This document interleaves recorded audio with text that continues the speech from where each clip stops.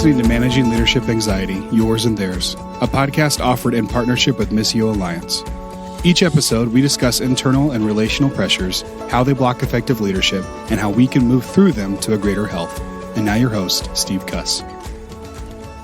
Hey, folks. Hey, before we get to the episode, just a couple of things. I've heard from many of you that you're looking for a next step to interact with the tools that we discuss on the podcast. So starting in mid-May, I'm launching an interactive Zoom book club where we'll meet and discuss the tools and concepts in my book, Managing Leadership Anxiety, Yours and Theirs. So here's the deal. We're going to meet for 6 sessions, and in each session, I'll present some content, some of it fresh content that's not in the book, some of it just a quick summary from the chapter.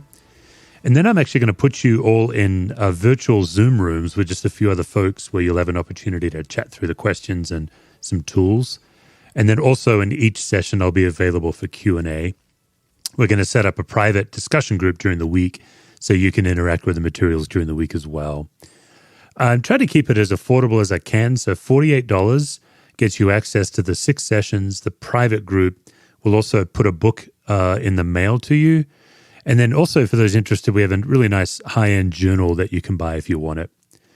I'm going to keep the number of spaces limited. So if this is something you're interested in, just shoot me an email, steve@stevecusswords.com, or you can connect with me through Twitter or Insta on @SteveCusswords.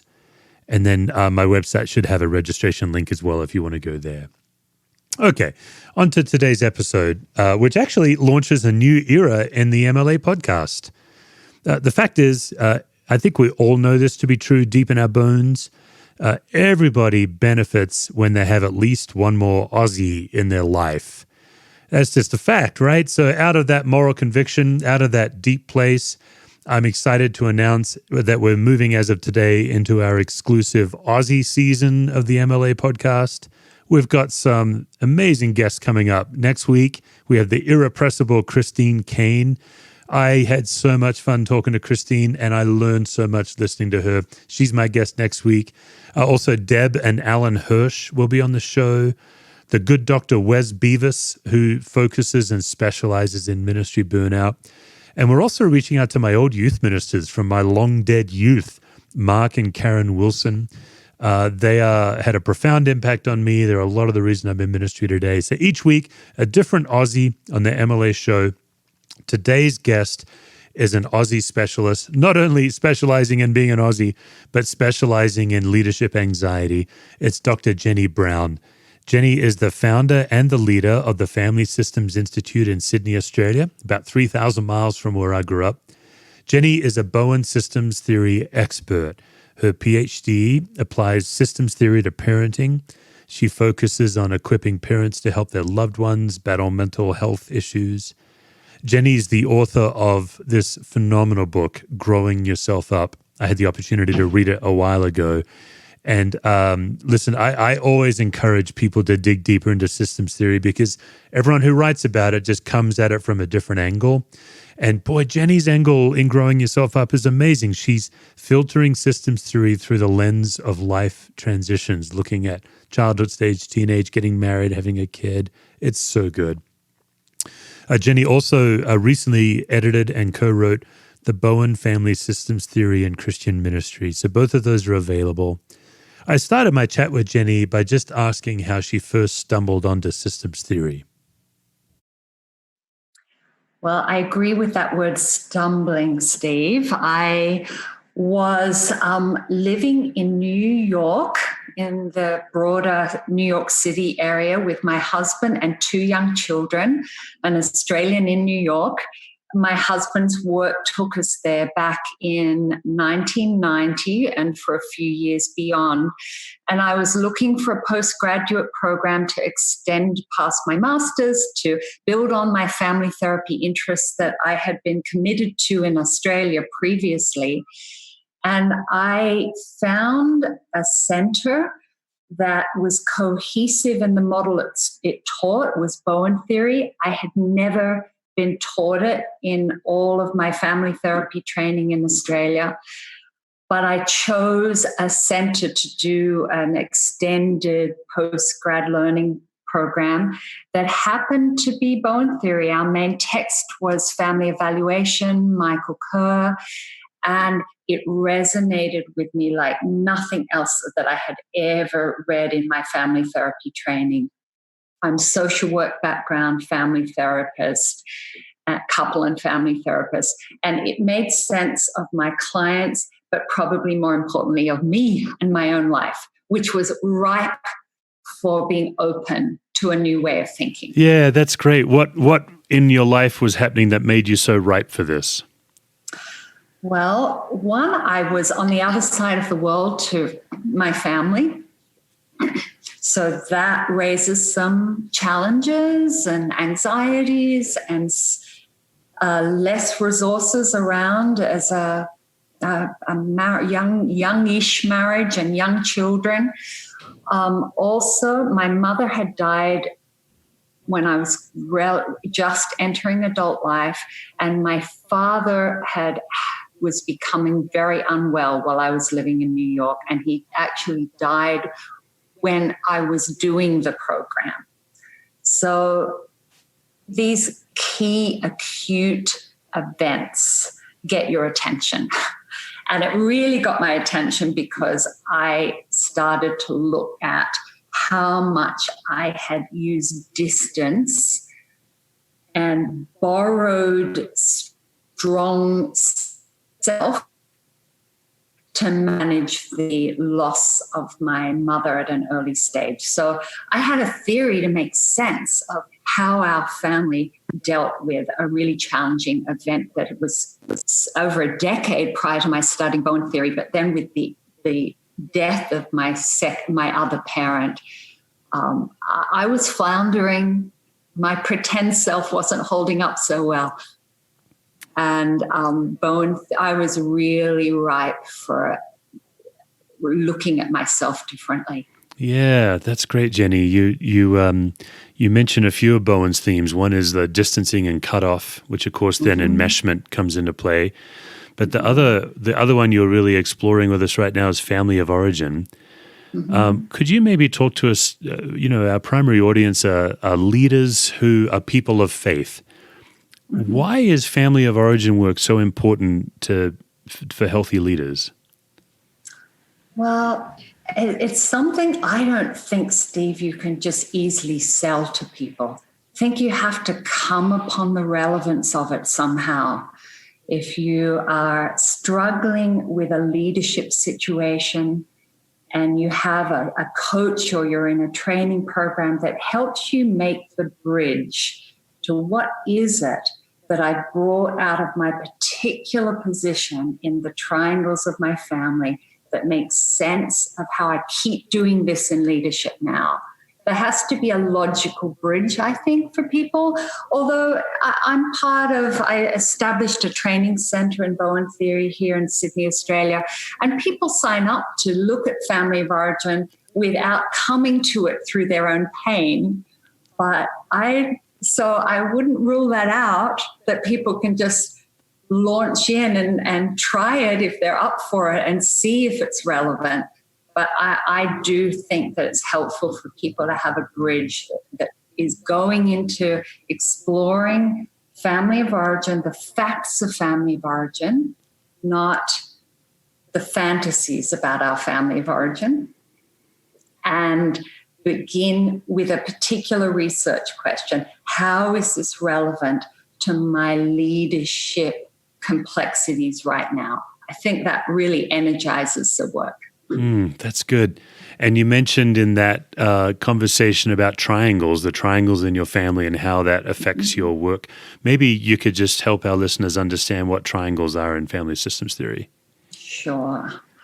Well, I will tell you the triangle that is the predominant shaper in my own life, and therefore what I take into my family of creation with my husband and my now adult kids, but what I also take into my leadership and my clinical work and my various work domains, or into my church as a congregation member.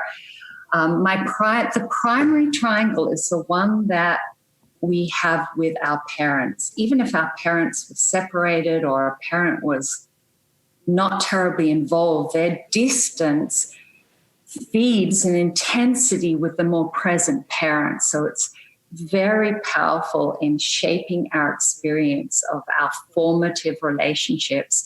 My primary triangle is different to my other 4 siblings. So that's really important. We don't all grow up in the same family. We might have the same parents, but we have different positions with each parent of being insiders or outsiders, or a little more off our parents' worry radar than another sibling. And that hugely influences what we bring into our adult life. I became a confidant to my mother in my teenage years. We shared a faith that my father didn't share as I came to my Christian faith in my early teenage years. There are other factors that brought us close together. I realized looking back that I filled a breach in my parents' marriage of emotional intimacy, even though my parents had a stable marriage. My father was an outsider in that triangle, but he was a willing outsider. There are unwilling outsiders and willing outsiders. He was willing because it took the pressure off him, helped stabilize their marriage. Of course, I didn't know that any of this at the time. This is my study of Bowen theory, just turns on to understand. So he was a willing outsider because his wife expected less of him because I was filling that breach. But how did that influence me? Enormously, because one, it shaped me to secure myself through being a confidant, having people talk to me about their problems, look at the field of work I'm in. And it shaped me to be elevated above my siblings in importance to my mother, which impacts my relating to peers is more difficult. And I have to work on that. I'm comfortable being important. That's not good. I need to go out of my comfort zone. I need to practice being on the outside to grow my maturity. So there's a few ideas, Steve. I could go on, but understanding that triangle, very important. One other piece of it is because I sense that even as a young adolescent growing adult, I sensed that I was special to my mother and I viewed my father as less than because of the position I had in that triangle, which I've had to work at respecting him and appreciating his strengths. And I've had to do all this work beyond the death of both of my parents, who died quite young when I was quite young in my life. But it's been really valuable. I have a different relationship with my mother and my father now to the one I had 20 years ago. And they've both been dead for a long time.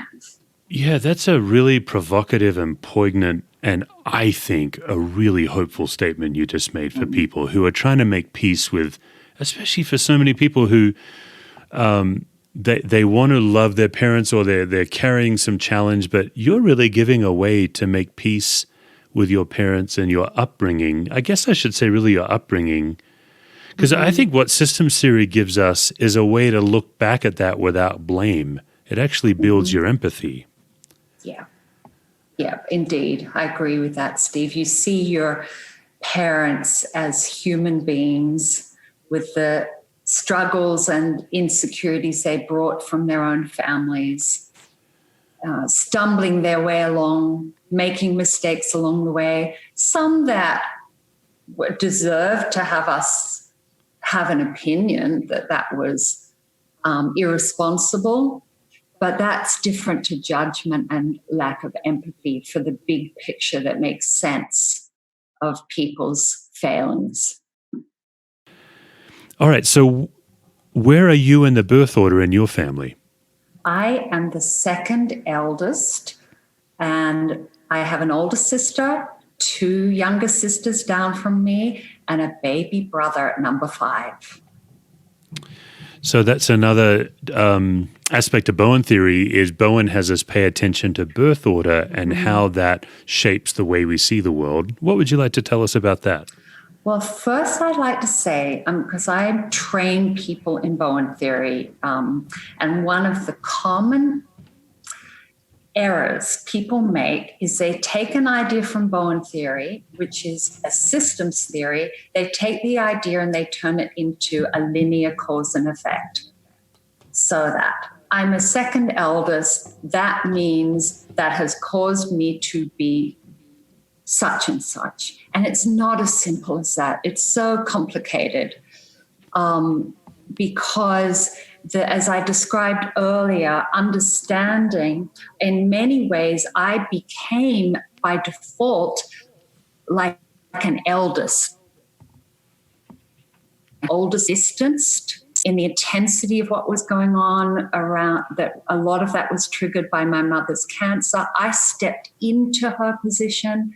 So I'm a second eldest, but I functioned more like an eldest. So there's a lot of complexity. It's useful to just tolerate that it isn't simple. Birth order means I am this. So I'd say that first. But I do think that while I functioned as an eldest, I'm not a typical eldest because I followed an older sister into the world. I am sensitive to her approval and her friendship and looking up to her growing up. So that shapes me in a way that an eldest doesn't have that example ahead of them. And I think that there's more flexibility in being a second to being an eldest, in that I am able to follow. Even though my triangle primes me to be important, my second sibling position gives me more flexibility. I know how to follow and step back. I know how to relate down and relate up. So there's a few examples, Steve, of the fascinating area of how sibling position shapes us. But I'm clear that it doesn't shape us to the same extent as our triangle position with our parents. And if we have sibling difficulties, the best way to understand them is by looking at the difference between each sibling's relationship with both of our parents. So I hope that makes sense. Yeah. And I'm also just ruminating on a comment you made earlier when you said that we might all have the same parents, but we weren't all raised in the same family. Mm-hmm. And that's what you're saying now, but I'd love to hear more about that. I think that's a really helpful nugget for people. Mm-hmm. Well, how long have you got, Steve? I could talk all day and night about this stuff. So I'll give you an example from my own family of the difference. So if a member of the family is worried about more, and I would say all of the families we grow up in, if we've got siblings, there are different degrees of intensity of the parent's relationship with each sibling. They either have a worry intensity with one child more than the other, or a heightened anxious projection of the specialness of one child. And because of those variations, it significantly impacts the breathing space each sibling has to grow in autonomous functioning rather than being in the fusion. You called it enmeshment. Bowen calls it fusion. That the intensity of other people's focus on a child, of parents' focus on a child, significantly impacts how much breathing space each sibling has to differentiate or develop some psychological autonomy rather than relationship sensitivity.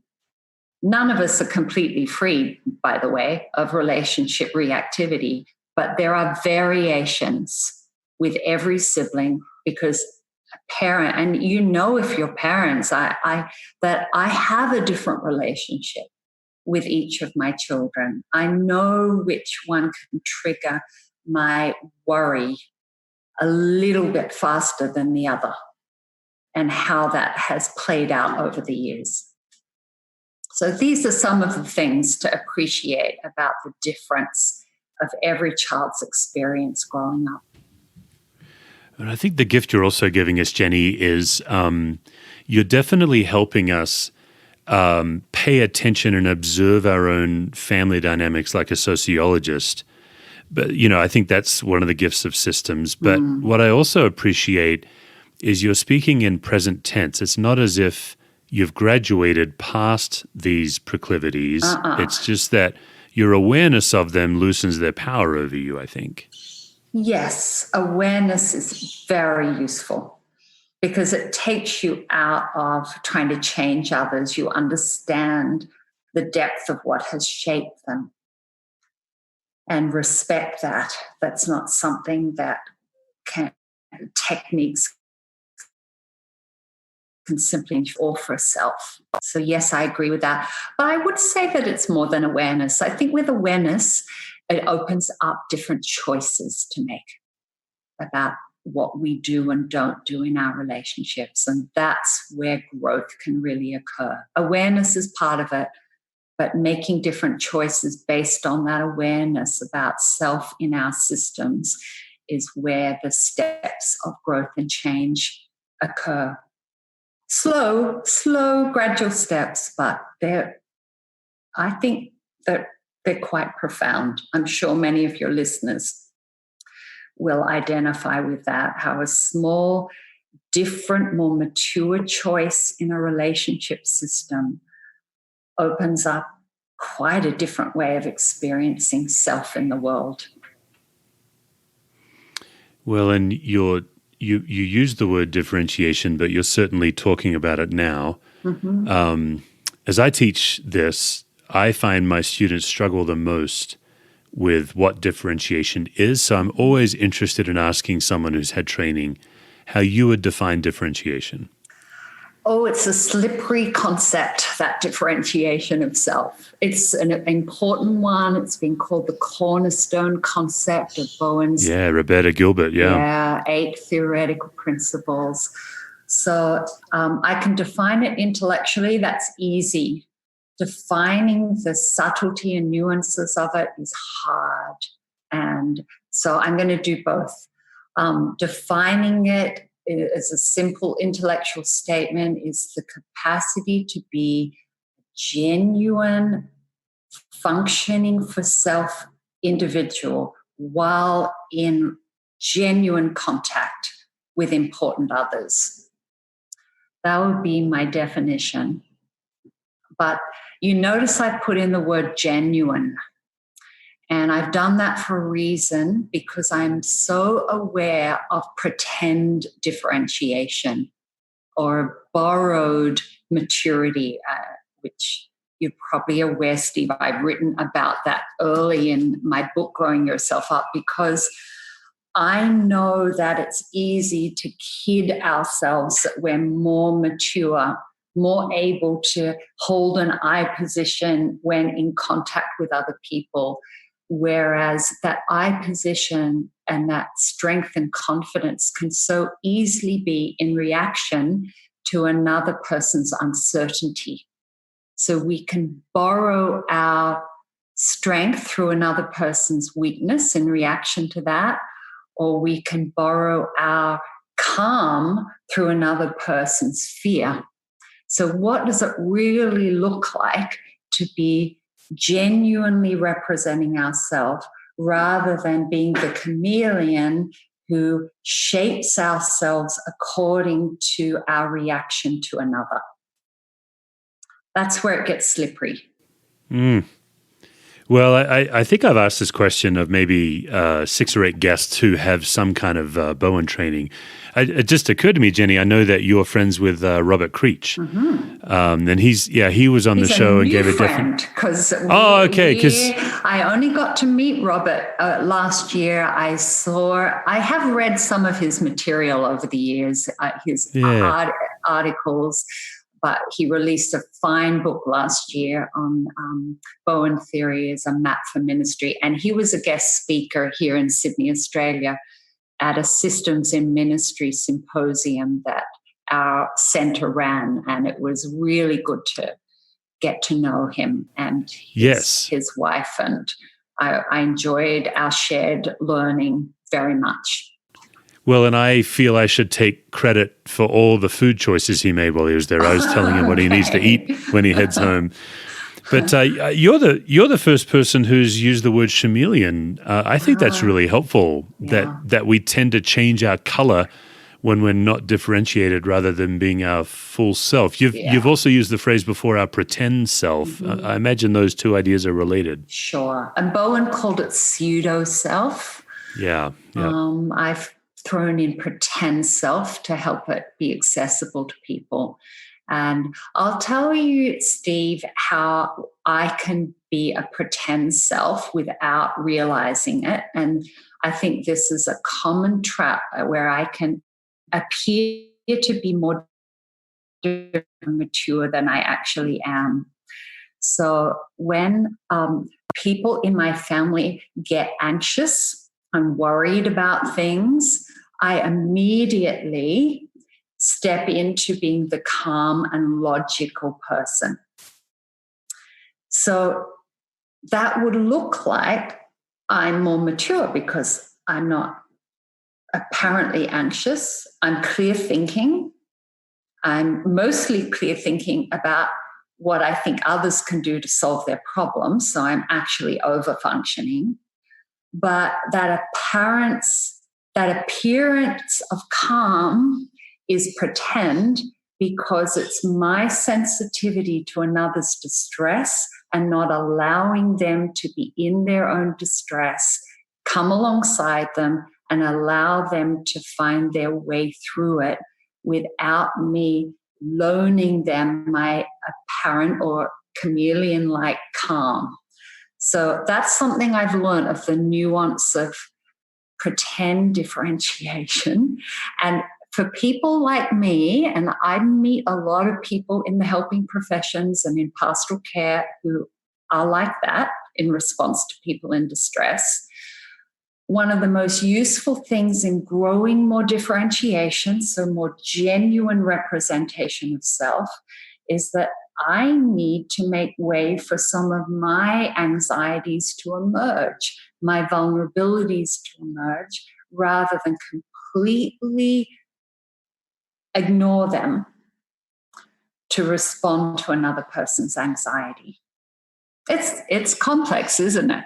But I think that's often something that gets missed, the difference between pretend calm versus realistic expression of self based on the facts of the moment. So I've had to work over the years. It was some of my early work with a Bowen theory coach around grief in my family. One of the things that I worked on early was expressing my own struggle to deal with grief from the other side of the world and expressing that to my siblings.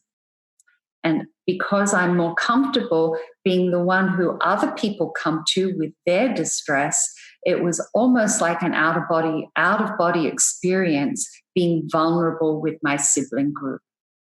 So the path to differentiation is not always practicing being calm. For people like me, it's practicing being aware of my own distress and representing that in an honest way with the people who are important to me so that they can know me better, just as I can then get to know them better.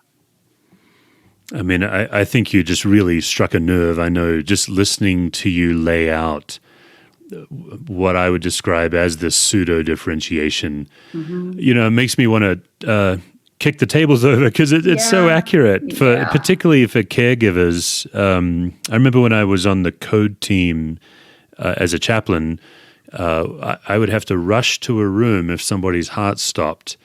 And, the doctors and nurses, they get to be in the room with the paddles and they get to do something. But my job was to sit just outside the room with the family, and you could hear everything behind you, and you just had to be, as best you could, a calm presence. And I remember one of the doctors teaching us, he just simply said, anytime somebody's heart stops, just first take your own pulse. Yeah. And I thought that was remarkable, just the idea that if you can't notice when you need care and name it and receive it, you really can't actually help another in any meaningful way. Yes, I think that's good, Steve, a good example. What do you think? Am I allowed to ask you a question? What do you think is the difference between the calm presence when you are coming from the outside of a system into a family to be helpful compared to always trying to be calm in your own family? Oh, wow. Yeah. I mean, I'm definitely aware that I'm talking to, the expert in this, but I think the difference is an umbilical cord. I mean, even though I obviously don't have an umbilical cord with my kids, there's so much of your own identity wrapped up in your own children and your hopes and your hurts and your regrets, I think. Yeah. And so I do think the hair trigger is lighter. But I know in my life, like my kids are now 19, 16, and 13. But since they were younger, when you mentioned making sure that you know when you're anxious and not always being the provider and the caregiver, but also the care recipient. Yes. I think somewhere along the line that resonated with me because Yes. like you, not only did I find myself in the caregiving posture, but I took great value in it, and as you mentioned, felt very important. And so it was very helpful to train my children to help me. To this day, any number of my kids could quickly say, "Dad, you're anxious, right? Like you are not well." And for me to be able to say to them, "Thank you," because I'm often the last to know. That'd be my answer. What would be your answer? Yeah, it's helpful. Well, I think there's an interesting distinction between an acute event where if you can pretend calm, that is still a resource when somebody in a hospital, you're sitting with the family and someone's in an acute health crisis, then your responsibility is to be calm, but not a robot calm. So it's a challenge to get that in a genuine way. But in a family, for example, when my eldest daughter was moving to the other side of the world with her husband, she was anxious about the separation from family, and all of my family were anxious. So I move into being the non-anxious, pragmatic, this is how it's going to work, this is how we're going to cope with it, as opposed to the best thing that I could do with my daughter is say, well, yeah, this is going to be hard for me in many ways. You being on the other side of the world, it's going to be a big change. I'm not sure how I'm going to work my way through it. So it's bringing yourself into it. Whereas you wouldn't do that in a chaplaincy situation with a family. So there's a distinction between the helping in an acute event. And even in a family, there's a place for calm in a genuine acute event. Like our recent bushfires in Australia, you need to keep your wits about you to be a resource to your family facing a genuine threat as to whether to leave or stay to defend your home. And that's an acute event. That needs all the calm you can muster to be a resource. But the piece that I think people miss on the being calm is important is that in the relationship transitions in a family or an organization or in a church don't require a leader to be all zipped up and pulled together and calm. They need a leader, whether it's a parent, a spouse, a family member, a pastor, to be real about their own experience of the change. When I was taking systems theory in grad school, one of the professors, he just said, the baseline rule is to always take somebody's problem as seriously or more seriously than they do. Mm-hmm. And what he taught us was profound at the time. I was really young, but he said, look, when somebody's anxious and you're calm, you don't realize that your attempt to be calm is actually your anxious response, because you can't handle sitting in their anxiety with them without getting infected. Yeah, I like that. And so you shrink it down to a manageable size. And I do think, Jenny, I'm a clergy. I think clergy are prone to this because we tend to need to top everything up or inflict the Bible on people or defend God. There's something weird that we need that we believe is helping the other person, but it's really just for ourselves. Yes, we can use anything anxiously, including the Bible. Oh, yeah. Okay. Oh, man, I could talk to you about this all day, but let's get to these two books. The first book that you wrote, Growing Yourself Up. What a remarkable book, because you took family systems theory and you applied it to life stage transitions. You talk about moving out of the house and getting married. Mm-hmm. Why did you decide to write about systems theory through that lens? That's a fascinating lens. Yeah. Well, I really wanted to make this complex, it's simple and complex, rich theory more accessible to people. This was the book that wasn't there, I didn't feel, to recommend to my clients. There were a few good books out there, definitely, but they either emphasize theory or they emphasize examples of real life. And I wanted to bring theory and real life examples together. And I thought that the best way to do that was through the life cycle stage. And a key systems idea is that even the life cycle stage that you're not going through, midlife or old age, there's someone in your family who's going through that, or understanding how your parents manage that adjustment in life will give you a broader appreciation of them as human beings. So I just thought that the stages of life, their transition periods, anxiety and tension go up. It's the best way to see the patterns of managing anxiety at times of transition. So to me, it was a useful structure for putting Bowen theory out there in real life examples. That's great. Yeah, I found it to be both highly accessible and like eminently practical. It's a book that anybody can read, exactly as you said, to further understand themselves and then further understand the people they're in caring relationships with. I found that rookies with Bowen theory tend to want to inflict it on others rather than letting it do the work on themselves. Mm-hmm. And I do think Growing Yourself Up is a really helpful guide for people who want to enter into this kind of way of thinking. Yeah. And you notice, Steve, my subtitle is more important. I like it better than the actual title, which is How to Bring Your Best to All of Life's Relationships. There are so many books out there on how to be your best you.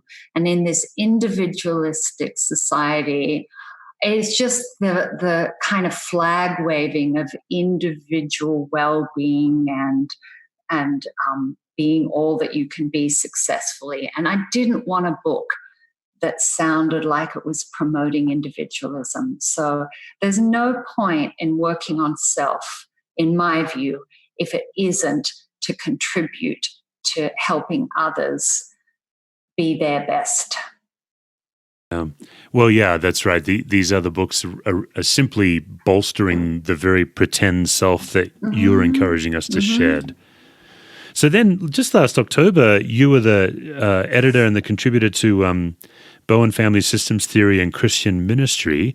Tell us about that book. Well, that was a real pleasure to be involved in as a collaborative project with people here in Australia who had studied Bowen theory, mental health professionals who also had a Christian faith, and people in ministry who were grappling in applying Bowen theory to how does this fit with a Christian way of viewing the world. And we thought it would be useful for our own learning and discipline to really grapple with that. So over a few years, the book came to fruition with 3 sections, really. The first section is looking at a biblical lens in Bowen theory. The next section is the application to different ministry contexts. And then the final areas are more personal accounts. Also includes ministry during anxious times. And I'm just really delighted with the variety of contributions. I've got my introduction with my co-editor, Lauren Arrington, and 2 chapters I've contributed. But it's a really rich collaboration in that book. And again, like the first book that I wrote, it's a book that people were asking for, that had a more in-depth critical discussion with if you take the Bible seriously, how does Bowen theory sit? Are there, under that, where are the blind spots of Bowen theory, rather than just superficially integrating the two? So that was the effort. I think it's always a work in progress. I would say it's a book to promote more thinking and discussion rather than a book with lots of completed answers.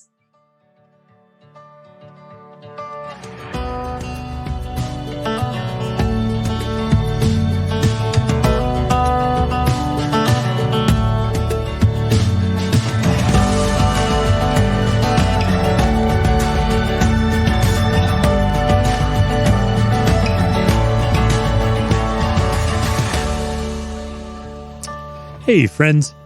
Hey, I know many of us are on the lookout for quality graphic designers. You know, in this highly visual age, we need someone with a creative eye, but also someone who's reliable and no fuss and has a broad set of talents. And I just want to pause the podcast to give a shout out to my friend Justin Heap. Justin's part of the Missio Alliance network. He does work for Missio. He's also part of the MLA team. And he's part of what makes this podcast happen each week. And Justin's been an absolute pleasure to work with. So I both just wanted to pause and say thanks to Justin for his work, but also to send you to his website if you're in need of some quality design work. Justin runs his own independent creative agency. He helps teams connect all the branding dots. He specializes in ideation, art, graphic design. He's experienced in graphic design, illustrator. He's also a photographer. And really, he can help you or your team with nearly any creative project or branding campaign you need. So if you're on the hunt for a good quality graphic designer who's a great communicator, fast with his work, has a great eye, I'd recommend Justin Heap. You can find his agency at justinpheap.co. The P for Peter, justinpheap.co. You can also grab him on Instagram at justinpheap.co. And, I'd recommend him if you're looking for someone. Try Justin out. I think you'll be really thrilled. Thanks, everyone.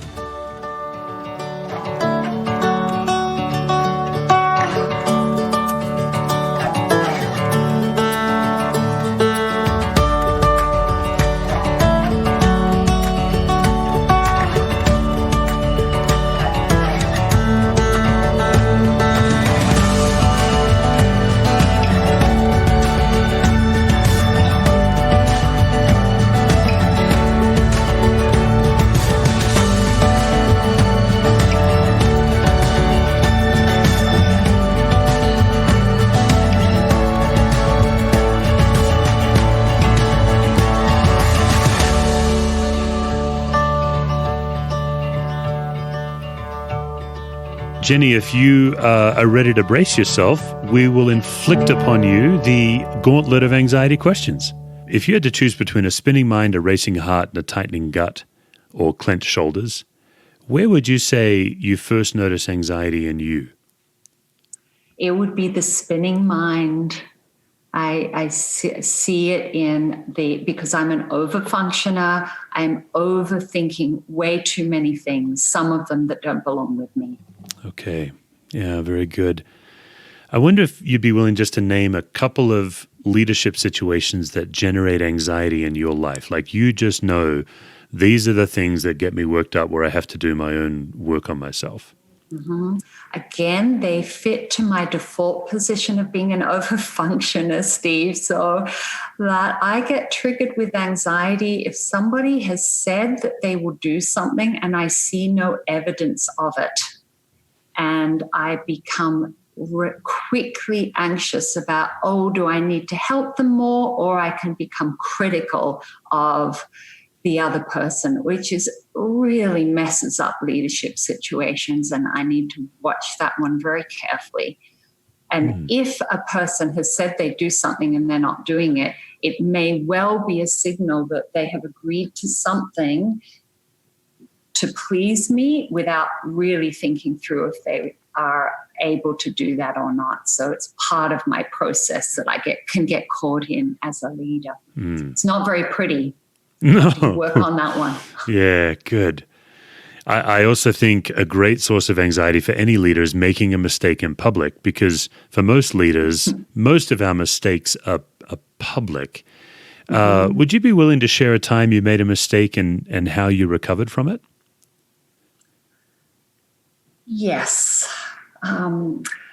I made a mistake in misjudging a person that I worked with.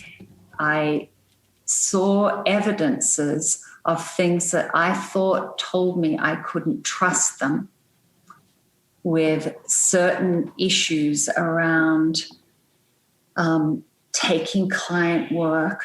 There was anxiety about finances in the system at the time. And I was reading into their distance evidence that they were hiding something. And it gave me an example of how negative projections, Bowen called it, this kind of scanning, diagnosing, and then confirming what it's confirmation bias. We go looking for what we're anxious about. It showed me how the negative affect cycle can spiral and turn a relationship into something quite unhelpful. The other person was contributing their piece to it by being increasingly unavailable and distant. And that was ended in a resignation, which didn't need to happen.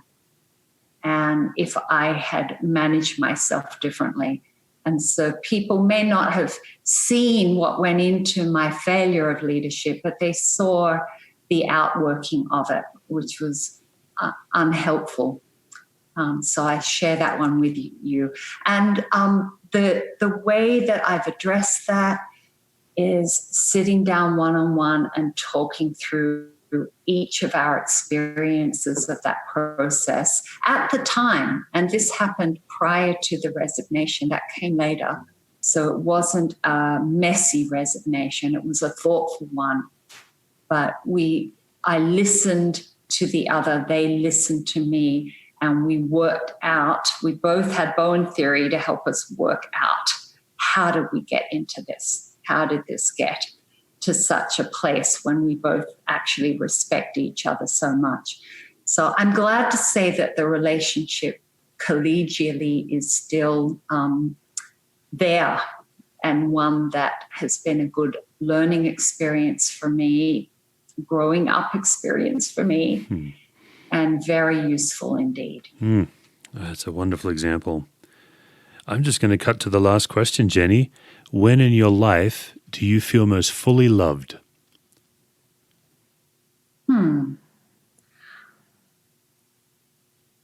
Well, gosh, what's such a big question, Steve? Who can answer that one adequately? When do I feel most fully loved?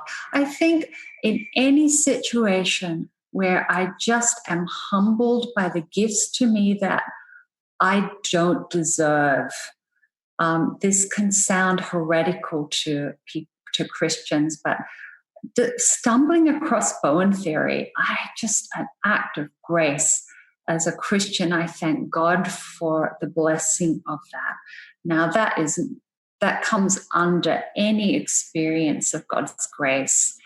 There have been times, as we all go through, of challenge and suffering. There's been a painful season of life in my broader family, and the sense of Jesus walking alongside in times of suffering has always been there for me.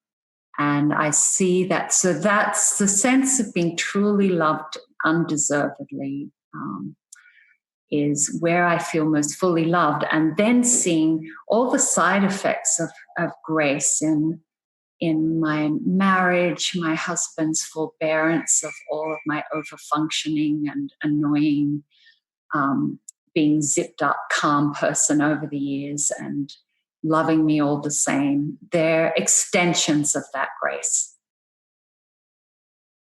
I couldn't answer that question simply, Steve. It's such a beautiful, beautiful question. Jenny, thank you so much. What a treat this was. This is the Aussie season of our podcast, and you're our first Aussie guest, and boy, did you start with a bang. Thank you so much. Well, thank you, Steve. It was fun and insightful for me, your good questions, so I appreciate it. For more resources, visit stevecusswords.com or missioalliance.org.